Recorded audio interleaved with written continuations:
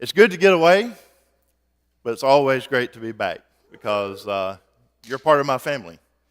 You are my family. And while I get my energy from God, being around my family and the encouragement of my family is important to me, and I hope it's important to each of you as well. I cannot comprehend how people can make the decision not to come to church when they're active in a church, because to me it's a renewing of the energy. We will continue our series in the book of Mark. If you remember back 3 weeks ago, we talked about tradition, Jesus teaching about the role of tradition not being what brings us to heaven. He continues this week speaking with a lesson here, and he goes into it further with his disciples, sort of along the same theme, but from a completely different angle. So last 3 weeks ago, when we talked about tradition not being able to bring us to heaven, not being able to cleanse us, not being able to bring us into the presence of God. This week, he's talking about what it is that defiles us, what it is that pollutes us, corrupts us. What is it that makes us unacceptable to be in the presence of God? If you think about the word defile that I'll use a number of times this morning, think about it from that standpoint. What is it that darkens your heart so much? Can we turn me down a little bit? What is it that darkens your heart so much that you cannot go into the presence of a holy God? And Jesus talks about that this morning, and we're in the book of Mark, chapter 7, beginning in verse 14. After he called the crowd to him again, he began saying to them, "Listen to me, all of you, and understand. There is nothing outside the man which can defile him, if it goes into him. But the things which proceed out of the man are the things that defile the man. If anyone has ears to hear, let him hear." When he had left the crowd and entered the house, his disciples questioned him about the parable, and he said to them, "Are you so lacking in understanding also? Do you not understand that whatever goes into the man from the outside cannot defile him, because it does not go into his heart, but into his stomach, and is eliminated? Thus he declared all foods clean." And he was saying, that which proceeds out of the man, that is what defiles the man. For from within, out of the heart of men, proceed the evil thoughts, fornications, thefts, murders, adulteries, deeds of coveting and wickedness, as well as deceit, sensuality, envy, slander, pride, and foolishness. All these evil things proceed from within and defile the man. First thing we see here is Jesus calling the multitude to him. He had an important message, perhaps one of his most important messages. In verse 14 through 17, Jesus calls the multitude to him, and he stresses the importance of his message. Listen to me, all of you, and understand. Jesus is calling their attention. I'm about to say perhaps one of the most important things you will ever hear. Listen to me and understand what I'm saying to you. And then he stated his point. There is nothing outside the man which can defile him if it goes into him, but the things which proceed out of the man are what defile him. It's not enough for us to just listen to Jesus. It's not enough to just hear him, but to let it go into our hearts and let it permeate our lives so much that it controls who we are and what we do. Jesus says there's an important message here, and we'll break that message down, but he calls the attention and he said it's important. Listen to what I have to say. And then he hits on something that the Pharisees,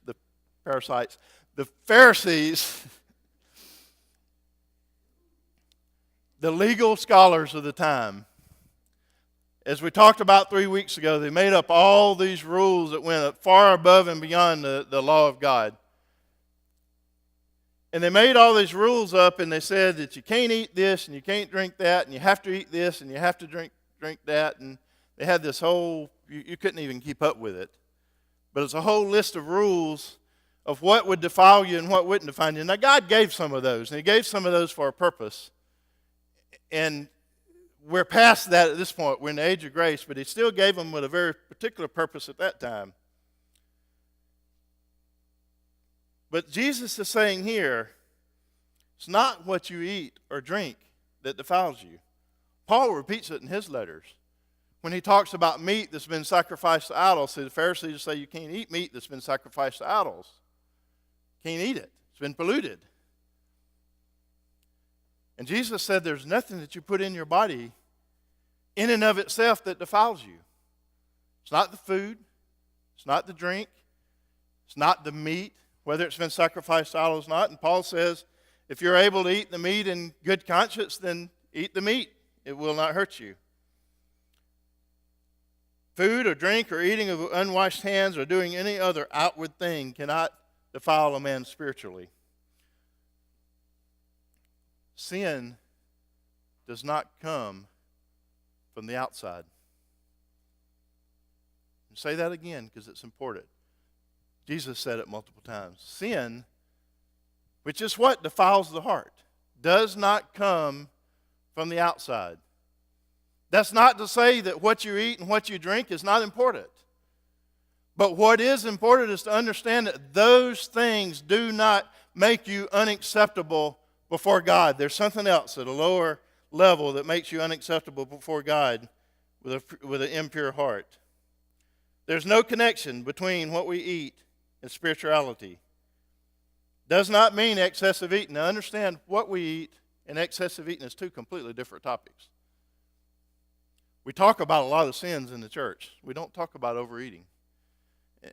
You can tell I'm a little guilty. 2 weeks ago, we went on a cruise. You think I sinned a little bit? It's kind of embarrassing when the theme of the cruise line is our goal is for you to gain 7 to 10 pounds this week while you're on the cruise. Might be gluttony. But excessive eating, although it may be wrong, what we eat is not what makes us unclean. Lustful and excessive appetites, the things that lead to overeating, the things that lead to adultery, it does not come from the outside, it comes from within. It comes from a heart that is a dirty heart that's already a defiled heart. But when the things come to the items themselves, the food and drink, there is no merit, no value, no morality or virtue to what we eat or drink. It's what we do with those things, what our heart does, that makes us either good or bad, spiritual or worldly. Jesus demonstrates the foolishness in this parable of formal outward religion. I'm going to read a few verses to you here in the relationship of this. Romans 14:17 says the kingdom of God is not meat and drink. 1 Corinthians 7:19 says circumcision is nothing and uncircumcision is nothing. Again, an outward sign. 1 Corinthians 8:8, but meat commendeth us not to God, for neither if we eat are we better, neither if we eat not are we worse.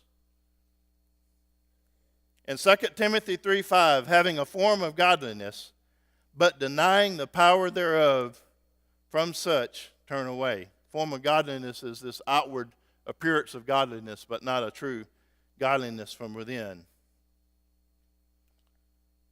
The thing that does come from the heart does defile.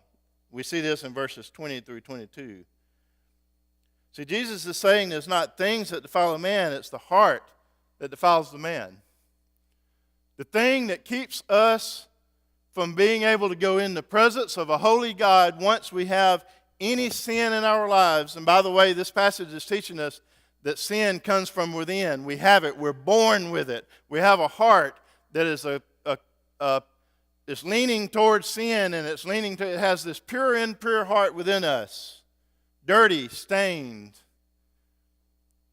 That's what keeps us from being holy and presentable to a holy God who cannot be in the presence of sin.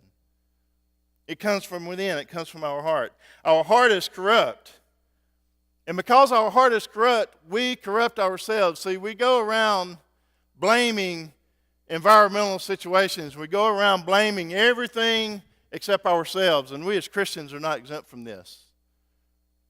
We blame everybody. And we saw it with Adam and Eve when they first brought sin into the world. Adam blamed Eve. Eve blamed the serpent.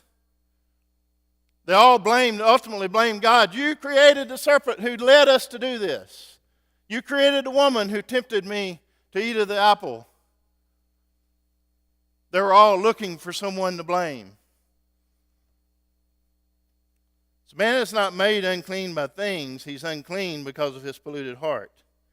Man himself who takes things and does unclean things with them. Let's talk about what the heart is. We think of the heart as this, we're very scientific, this little organ that pumps blood throughout our body. In the day of Jesus, the heart was much more than that. The heart represented your entire being, essentially. It's where you made your decisions. It was what drove your life. It was what set your priorities. It was what all of your actions came out of. Your heart was the inner you. It was who you are when no one is around and no one's looking. It's you. And when we talk today about accepting Jesus into your heart, it gets a little confusing because we think about, we put Jesus right here and he's with us. No, accepting Jesus into your heart is accepting Jesus to come into your life, take total control, and you give everything about yourself up to Jesus, and he is in control of everything you do and every action you think and every thought that you think. So the heart is the source of man's rational being, reasoning, understanding, or thinking. The heart is also the source of man's emotional being, his joy, his affections, his desires. And the heart is the source of man's spiritual being, his conscience, his will, his faith, evil. Sin has a progression. You see it in this passage. It begins in human nature, within, out of our heart. That's when Jesus is talking about the laws of adultery, and the Pharisees were questioning him about adultery, and is it lawful to do this? Is it lawful to do that? And Jesus said, you don't understand. If you've looked on a woman lustfully, if you've looked on a man lustfully, you've committed adultery. Why? Because it comes out of the heart. You've thought about it. That evil of adultery has come up into the thought and the look of lust.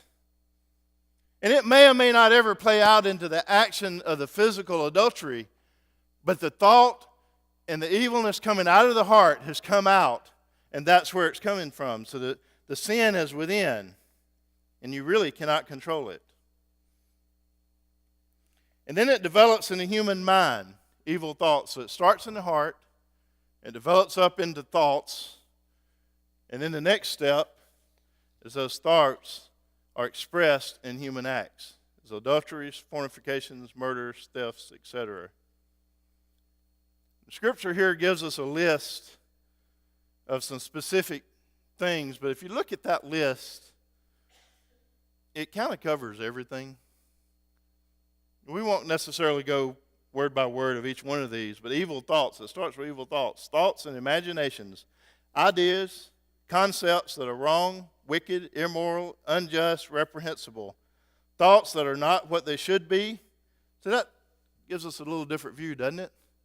A lot of times we're talking about evil. We're talking about thoughts that are all these things. And then it throws in there thoughts that are not what they should be. Thoughts that are anything other than to give God the full glory that he deserves. It's just easy for us to criticize specific sins, that we look at this list and we're not doing this and this and this and this. But any thought that we have that does not have at its root core to give God the glory that he deserves is a thought that's not where it should be. Adultery, we know what that is. Fornication includes all forms and kinds of immoral and sexual acts, premarital sex and adultery. Murder. Thefts. Theft does not matter to the value of the object. It may not even have a monetary value, but the taking of something that does not belong to you is a theft. Covetousness, to have the love of possessing or to crave for Possessions, pleasure, power, fame, craving so deep that a person finds his happiness in things instead of God, therefore making it idolatry. Wickedness, deceit, sensuality, envy. Some translations call it evil eye, to look where one should not, to satisfy one's lust and desires by looking, to take that second look. Slander, again, some translations call it blasphemy, to insult or speak evil of God or man. We talk about blasphemy of the Holy Spirit being an unforgivable sin. But you know we can commit blasphemy against our brothers and sisters. That's what gossip is.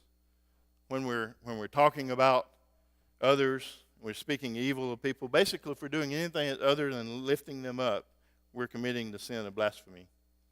Pride. Oh, how guilty most people in this country are of pride. Self-exaltation, conceit, arrogance, haughtiness, putting oneself above others, looking down upon others, scorn, contempt, or to compare oneself with others. I bet most of us in this room are guilty of pride at some point in our lives. I mean, that last statement, comparing ourselves to others. You know, if we compare ourselves to anybody other than the standard of Jesus Christ, we're going to become prideful.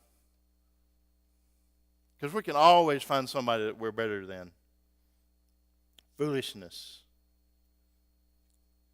Now, this progression of sin from the heart to the thought to the action, I want to give you an example. And I'm not giving this example because I'm picking on this particular sin. A sin is a sin. I want you to understand that. Julie gives me a hard time sometimes for picking on the same sins over and over and over. And this is one of those. Sorry, honey. But it's a great example because it's one we see in our everyday life. The sin of homosexuality. You can read a lot of articles about kids when they're in adolescence having a time in their life. Many of them have a time where they question their sexual identity, and that's one of the reasons, by the way, that movement is trying to get things in schools, because they know that some of the kids are questioning their identity at that point. That's where the thought's coming in there. Well, a certain number of those will go on to participate in that lifestyle, but they do it behind closed doors. Then we used to call it in the closet. You don't hear much about it in the closet anymore. Most of them's out of the closet now. But you know, there's still a lot of people that understand that that's wrong. Society in general does not accept that as right. And therefore, they want to stay in the closet because they understand there's a shame in the sin. But then you go to the next level, and that is outward. I don't care what society thinks. And you see that if you've watched any of the clips talking about the agendas that some of them put out, but you have the gay pride parades. And I mean, if you see any of those things, there's a blatant, in your face, I want everybody to accept this, and there's nothing wrong with it. So you've progressed from the sin of the heart to the thought to the action to the now I'm trying to make it right. And the reason I pick on that one in this particular case is because we see that, and we see trying to make it okay for homosexuals to be married to one another. Again, we do that with every sin to some degree. It starts in our heart. We think it. Some certain number of people take that thought and act upon it. Some certain number of those go to the next level, and it impacts their life so much that they don't really care. You see it with murder. You see it with adultery. I bet some of you can name some people. We won't. But I bet you could think of some that started with an adulterous affair that we know started in their heart. And then it became this little quiet office thing between maybe a boss and a secretary. Or heaven forbid, somebody on a pastoral staff. And I mean, it's happened. As churches in Valdosta has been torn apart by that. It's secretive, and at some point, not so secretive. They don't care what people think anymore. It's the progression of sin, the darkness of the heart. See, the source of evil is the heart, and we see that in verse 23. The problem is evil from within, not evil from without. It's internal, not external. Evil comes from a man's heart, his spirit, not his body. Think about this. Consider the news report on any city on any given day. So you watch the news and think about Jacksonville news. And we think about how many murders there are in Jacksonville. I mean, we've talked about that before. Wouldn't want to live in Jacksonville because of all the murders. But think about all the evil things that are reported, not just murders. And keep in mind it's within one's own city that such evil is happening. Multiply that evil by every city of any size. And just think of all the evil that is being done every day, and this is only the reported evil. The major evil, so to speak. Now think of all the evil words, evil treatment, and evil thoughts that never get reported because they're never known about. All the evil things done within all the cities, and one has a picture of what Jesus meant. Man's heart is his problem. His heart is where evil things come from. So now we understand why Jesus said, listen to me and understand. It's not what you eat, it's not what you drink, it's not what you put into your body, it's not what you do. It is from within, and you cannot control it. There's nothing you can do about it. See, the reason God gives us governments is to some degree control the impact of those things on other people. For if there wasn't evil within the hearts of man, there wouldn't have to be a law that says, thou shalt not murder. Or first-degree murder, using today's terms in the U.S. Think about the shooting in Newtown, Connecticut. And this is not a political statement. I'm not making a statement about guns for or against, okay? So don't understand that here. I have my beliefs, but that's what I'm about to talk about. But the media has focused, and the Congress has focused on everything external. We need to outlaw guns. We need to outlaw bullets. We need to do more for mental health so that we can treat them so that they can't get these things. Everything is external. And understand that's all a government can do. A government can do nothing about the heart. So God puts governments here to control the external to the degree that it can, to keep one person's deep, dark heart from having a negative impact on somebody else. And that's the role of governments, according to the Bible. That's why he puts kings in power and takes kings from their power. But what you have not seen much of in the news, if you're on Facebook, you've seen it from one or two people that's in the church. But you've not seen the cry for the need of people to be saved from this dark heart that leads to taking a tool and using it to murder people. It's not the tool. It's not the people. It's not the school. It's the heart. It's the heart. And there's one thing that can change the heart, and that's Jesus Christ. Jesus Christ. So we make three fatal mistakes when dealing with problems of the law and evil, problems of the heart. First, man judges evil to be external only, and we see that. We see that playing out with that example. It's an external problem, let's solve it externally. And I expect governments to do that, but the church should be seeing that as a urgent cry to get out and lead people to Christ, to cleanse that heart and kill that dead, evil heart and replace it with the heart of God. That's the only thing that can do something about evil.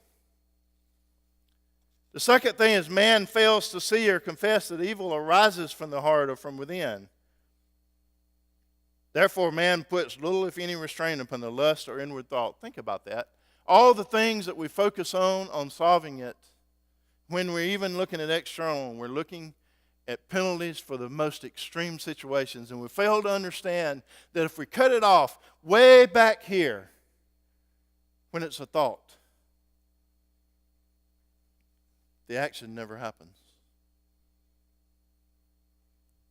But we can't cut it off way back here. We have to cut it off one step further. We need a new heart.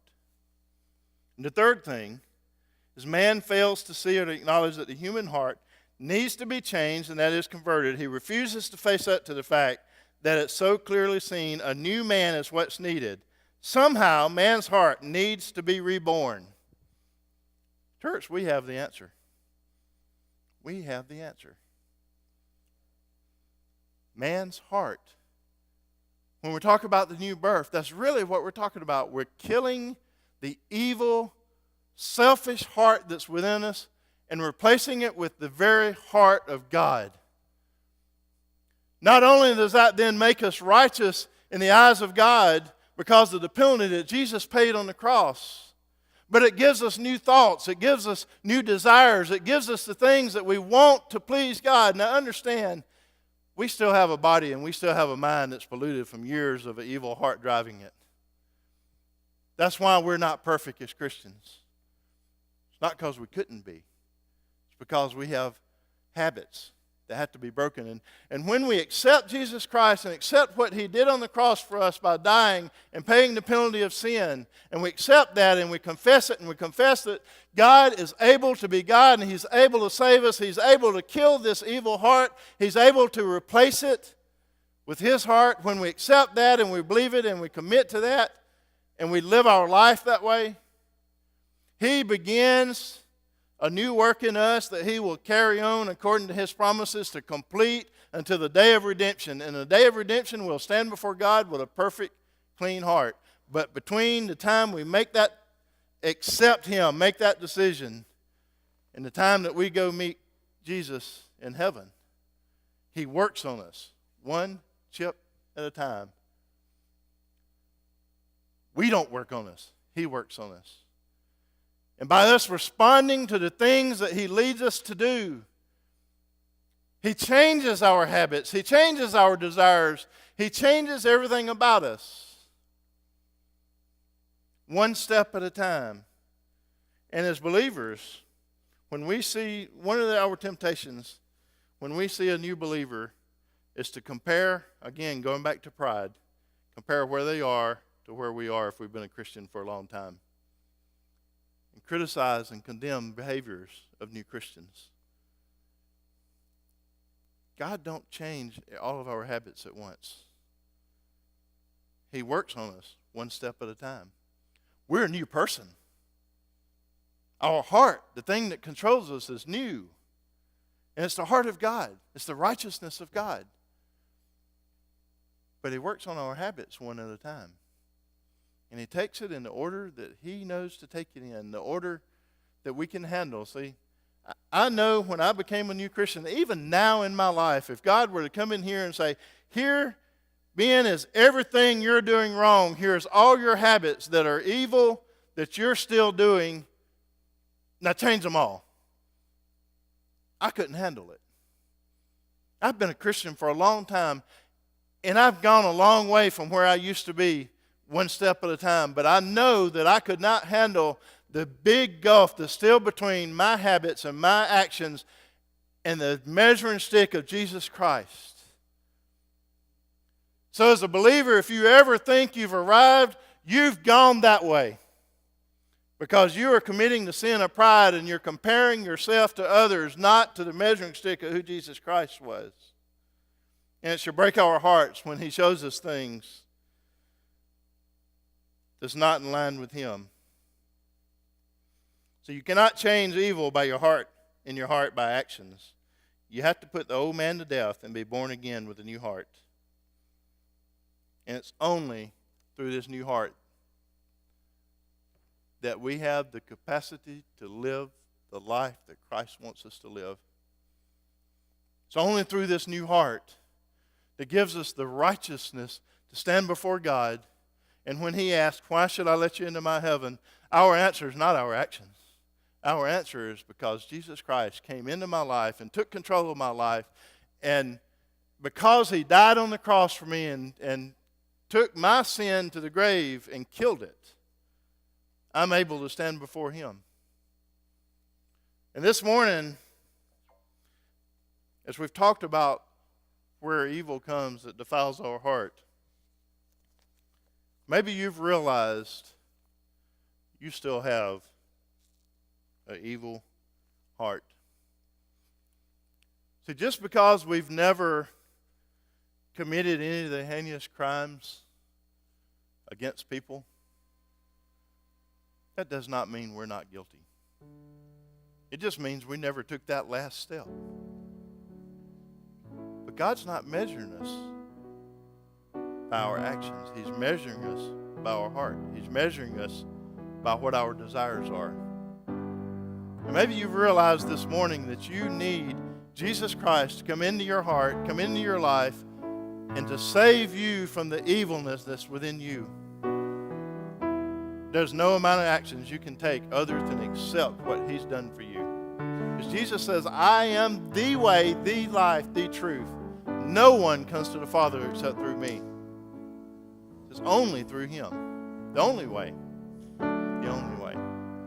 This morning as we stand and sing together our song of invitation, if you're unsure about the condition of your heart, come forward and let's talk. We can talk, and even after we dismiss, we can talk, and I can open the Bible and show you how you can have a clean heart. Maybe you're looking for a church home and you've been a Christian and you're a committed Christian, and whatever